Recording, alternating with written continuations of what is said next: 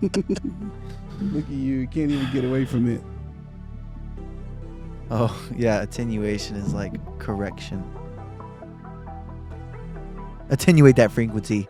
No, Frequency. it's not correction. It's reduction of voltage. Turning it down. What did I say?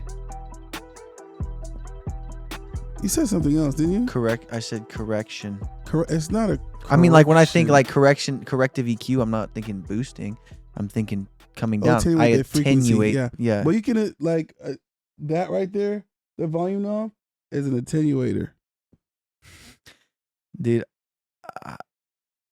I'm not good enough for this knowledge right now. Can you give it to me in 3 years?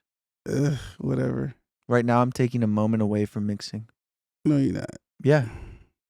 I mixed 3 songs yesterday. So, what's your point? Today, I'm not mixing any. Okay. That's my point.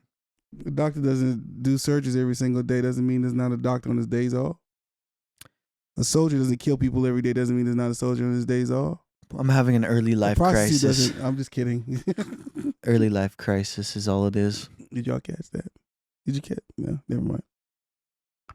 Anyhow, what are we going to nerd out on real quick? You see the new Waves plugin? No. It looks really cool, actually. Equator curve or something like that. It's called Equator Curve. Yeah, I'm just searching. I'm going to waves.com. Ha! Boom! How much? Buy it. $40. I'm buying it right now, dude. Dude. Bro, you don't need it, dude. You're right. You don't need it. You know what's crazy? Stop. You know what's crazy? You want to hear something crazy? What? Yesterday I was at Academy, and I'm like, there was a specific type of Air Max that I wanted. Mm-hmm. It was like kind of like a beige. It was almost like a canvas. It was really cool, like a beige canvas color. Okay. Like scratchy. It wasn't like smooth material. And then there was an all white one, which was the smooth, like traditional leather on kind of almost vintage Air Maxes, but not all the way there. Mm-hmm. And this dude walks up to me and we start talking about God.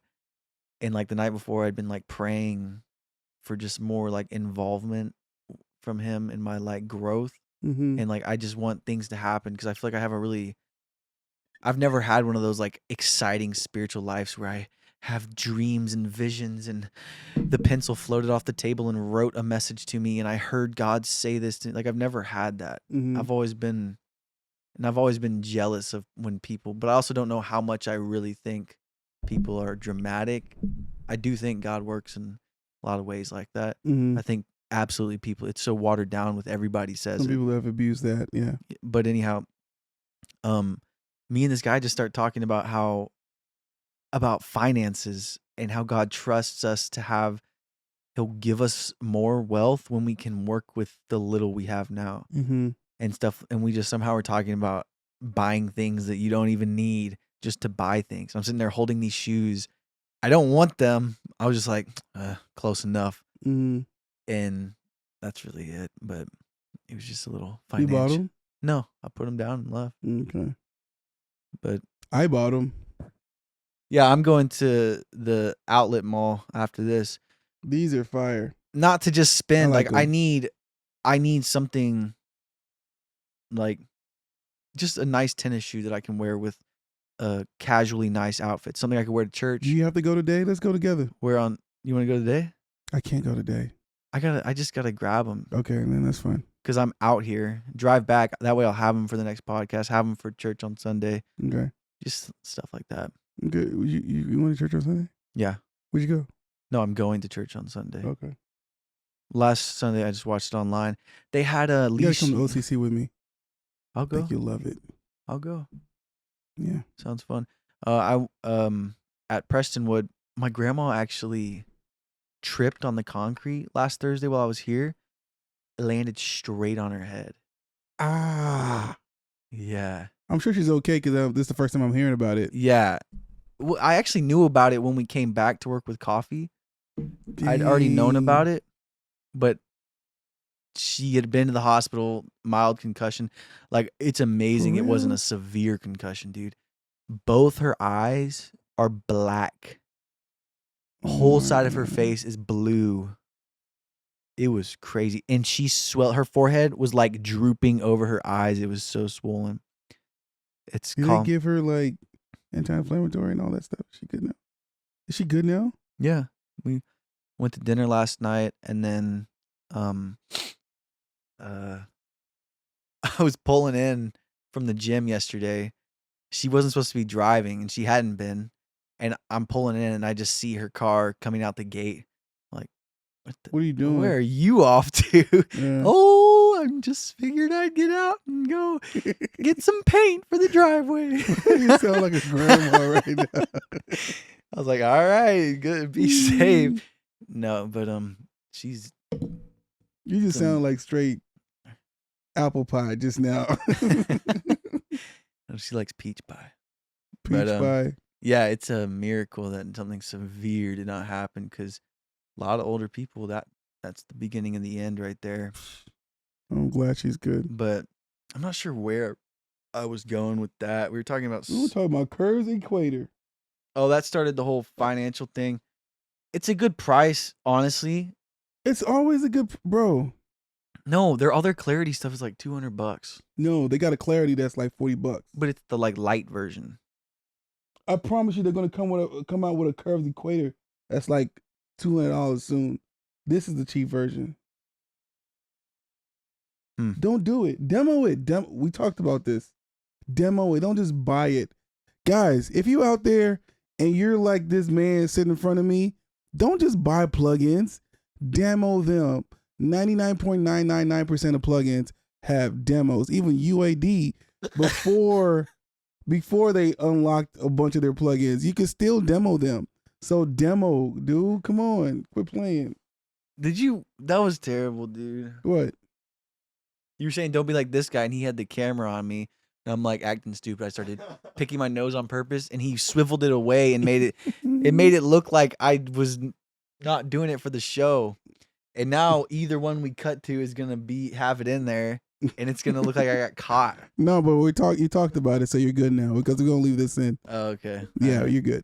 But dude, don't buy the plugin. It looks pretty, bro. I'm telling you, man, they do a great job with UX and UI design. It looks amazing.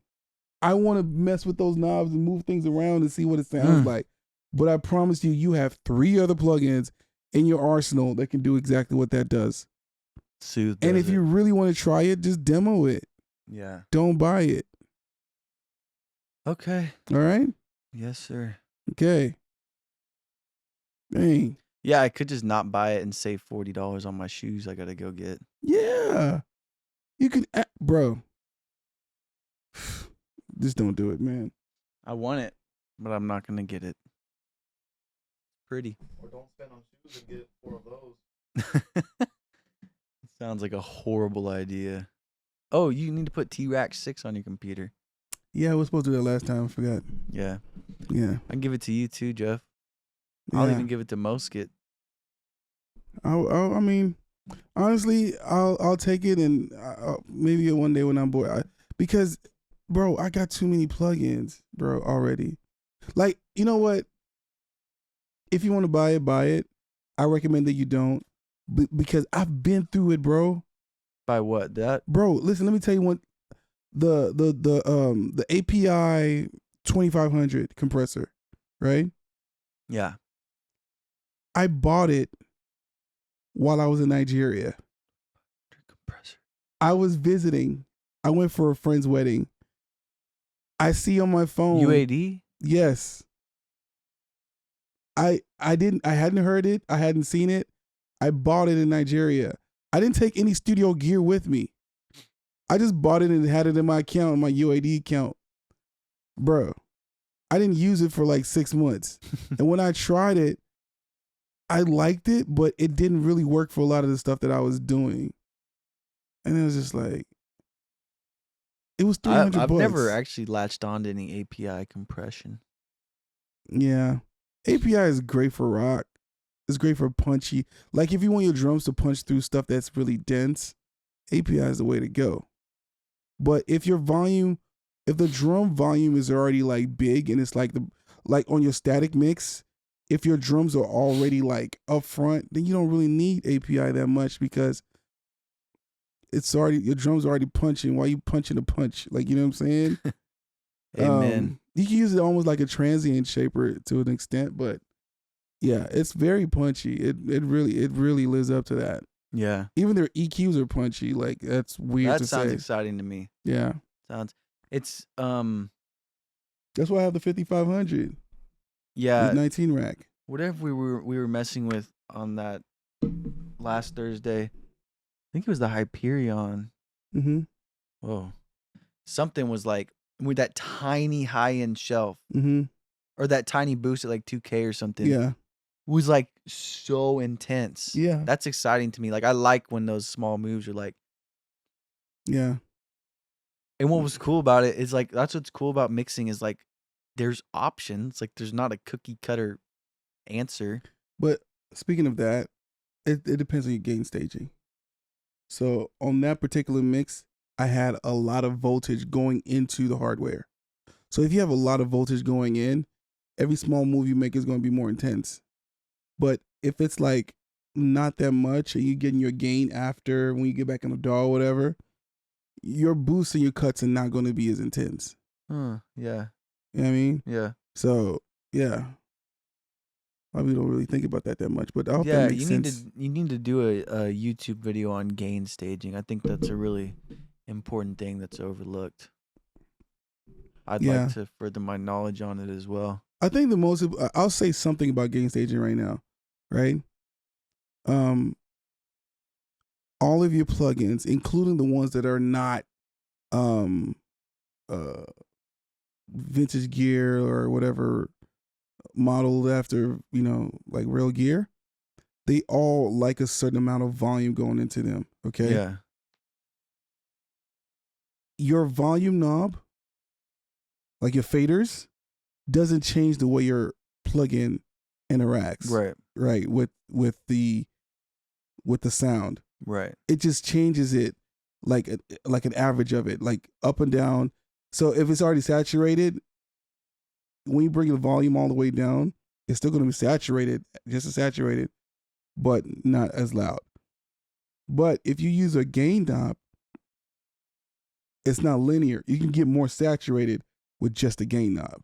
So if you already like the way something sounds, like the quality of the sound, think fader first. Mm-hmm. If you want to alter the sound, especially when your plugins to really work, then use your gain knob. Okay, so what about like output on like an 1176? It's like trim. Yeah. So that's like kind of like fader. But it doesn't it's affect the gain sound whatsoever. pre-fader. It's an attenuator. Right, yeah. Yeah. Yep. Yeah. But do you know that there's really no threshold on the 1176? Sorry, there's really no ratios. Really? Yeah. Expand. Like somebody opened the schematics of it, and even though it's called 4-1, 8-1, 12-1, and 20-1 or whatever, they're really just thresholds. They're not really by design, based on what a ratio is in every other type of compressor. It's not a ratio. Yeah. It's a threshold. When you look at the schematics of what an 1176 looks like on the inside, I think that just goes to say that it's your ears are really the most important thing. And then one more thing, I don't know, I'm just kind of like riffing off on right now, but if you want your stuff to sound like tight and very exact, then think fast attack, fast release. If you want your stuff to sound very smooth, think like Adele. Like even though you can hear the compression, it gives you this swelling feeling, right? This pumping, swelly feeling. Then mid to slow. Mid to slow attack and release. Mm-hmm. My go-to on 1176 is like medium slow attack, ultra fast release. That's where that's where I start. Why do you start with a fast release like that? A fast release because I just like the vocal to be In your face? in your face. Why does that work? I'm just asking rhetorical questions so Because people can by learn the so from this. the compressor gets triggered, and whenever it goes back below the threshold, It goes it away lets very quickly. very quickly. So the Uh-huh. signal that's below the threshold is being compressed less Mm-hmm. than if I had a slower release. Leaving more of that volume. Right, because then to be that heard. lower signal, if the release was maximum slow, it'd be releasing slow, and that lower signal would still be being reduced. It'd be lower While than the it song already is moved is. on. Correct. Yeah. Yeah. So I just like to get that out of the way, and then I'll go in. But that's like, I'm not always using an 1176. On on just smooth stuff, I just like a LA2A. Here's another one that I like that I've done and whatever. You know, like the whole LA2A 1176 combo. Yeah. I always forget which one comes first. But then if LA2A. huh? Is it the LA2A first? It is the LA2A. But do you know how I remember for sure? I'll just say to myself alphanumeric. I would instinctually put the LA2A. Because the LA the name starts with the letter, and then the 1176 starts with a number, so numeric is second. Yeah. I don't know. I would instinctively assume LA2A for general, because like I would just naturally pick that, I think, for general, just kind of like leveling. It's a leveling amplifier. Right. I'm just telling you why my instincts would put it in that order Mhm. of the LA2A first, and then the 1176 to get my exact like feel of the vocal. Mhm. But that's some sauce right there. Yeah. Good sauce. I don't. Do you ever what My favorite EQ? Pultec EQP1A. Pultec, the blue one? Yeah. I like the version of that in T-Rack 6 is fire, dude. Yeah? That little 10K boost on vocals. No, bro, the 10K boost in the UAD is crazy too. I believe. I'd love to I don't try it have out. it. I frankly can't afford it. Oh, it's not in the pack you have? No, dude, it came with such little plugins. It makes me so mad.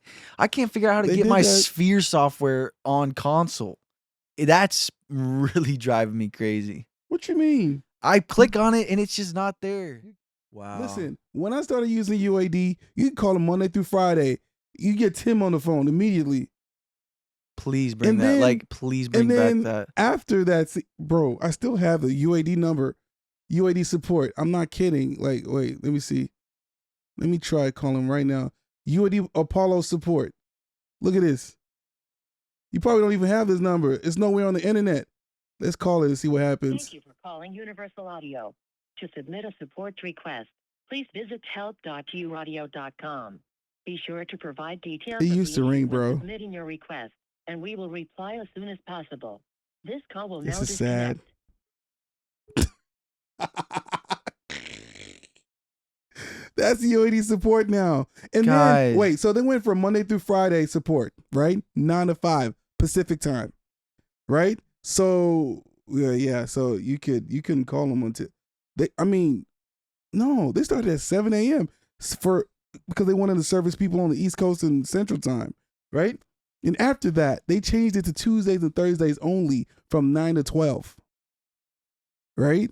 Yeah. And then they just went off radar on us, like straight up. That's actually really discouraging and frustrating. UA, please. Like, how many people would you need to hire? You know they have the money to do I it. don't think they have the money, bro. Dude, they've got the money. They ain't got the money. Dude, they've got the Do you know money. why they don't have the money? To hire a couple Because of people at like 40,000. Waves and who else? Acoustica and Plugin Alliance and SoftTube. People are making some killer plugins, bro. And people got tired, sick and tired of the UAD ecosystem. which were using these Shark chips that were like old technology, even like whatever, for even when it first came out. And then now it's just like, yeah. And they can't even release all the plugins because if they do, then their interface is going to become dead weight because the converters in them are mid Yeah. at best. You're not lying. You know what I mean? Easy to max out. Yeah. Like really easy. The preamp situation's cool. No. I'm not even talking about the DSP, the actual conversion. The converters are just like, they're on a scale of 1 to 10. They're like a 7 out of 10. So what's the best? Bro, I would put the Symphony at like a good 9. I will put the Neumann interface. Yeah. That's a solid 9.5. Emerging audio, that's a 9.5. Lyra or Lynx, that's a good 8.5. Like UAD sitting at a solid 7. They get a C. It's a passing grade. It will get the job done. That's the reason why I paid for an extra converter for hardware, because I didn't want UAD to do it. So I got Dangerous doing it. The only conversion that I'm doing with my UAD, with my Apollos, is my analog summing. My D to A summing side of things. And the converters there are actually their best because you have three converters in all your stuff. Mm-hmm. You have your A to D, right? So stuff going in. Mm-hmm. You got stuff coming out, D to A, and then you have your D to A for monitoring, right? My D to A for monitoring is the Grace. My A to D, right? Right. My A to D is the Dangerous, and the third one is the only one that it does. That's it. I don't let it do anything else. I'm retiring. What do you mean? Oh, from music. Why? Ever since Apollo scammed me. No, you're in a better place than you were before. You had yeah. Nah, it was the best call for you. Just like it was the best call for me. Yeah. Yeah. True that. Yeah. I like it. I think they look the coolest. That matters. Nah, that Neumann looks pretty sick. It's just that I wish they did it in a 19-inch rack version. Ooh, that'd be It's really only cool. With tabletop. the little screen on it. Yeah. That Yeah, thing is emerging nice. audio. Yeah. That thing is But nice. honestly, this converters, man, at the end of the day, it's like, oh, where do you draw the line? Because I got a buddy of mine that's got like the big boy emerging audio interface. It's like $6,000 or whatever for 2 channels. It's stupid. But they sound amazing, or maybe more. Anyway, I've sent him stuff, and he's like, bro, this sounds crazy. It sounds great. It's coming from like, at least the D to A on the analog summit coming from the, UAD stuff, whatever. So I don't know, man. I don't know. No, I'm okay with what I've got going on. At the end of the day, I'm not doing too much. Like, I don't have too much hardware stuff going on. 2 pieces and a mic Got the Fusion. serves me enough. Boss piece. You have the SSL compressor. Killer piece. Bro. I've got those DBX. I've got a DBX EQ Do you and use a them? compressor. No. You should bring them out and test them out. Yeah, I will. Is That it would be stereo? cool. The EQ is, the compressor isn't. But I'm curious to try out the EQ. I don't know. I like running vocals through the Fusion. Yeah. I'm the Fusion does look good though. It's a pretty box. Jeff said he didn't like it. Really? You don't like the way it He looks, thinks Jeff? it looks tacky. Then you definitely hate the Silver Bullet. You like the Silver Bullet? Oh, you seen the black versions, right? Yeah. No, the black versions are ugly too. But anyone who knows SSL in the history of consoles appreciates those colored knobs. Yeah, it's definitely a vibe. You know, one piece that I used to have that I wish I never got rid of? My Universal Audio LA610. Yeah, that's a mistake. Yeah. Beautiful. But it funded my CL1B, so Oh, there's just so many steps to take to get just the best starting point. as far as what? Just maximum quality vocal recordings, maximum quality conversion, maximum quality monitor, all this to like really just get an unadulterated. Oh, shout out to the unaltered. Audio Nerds podcast. They had a take about vocal booths. Did you see that? I did not. So the question was, what is which of these three is having the most removed or redundant or useless in the modern recording studio? Vocal booths, consoles like actual like SSL, and I can't remember what the third thing was. I don't remember what the third thing was. But they all said that the vocal booth was the most useless thing in a recording studio, neck and neck with a recording console.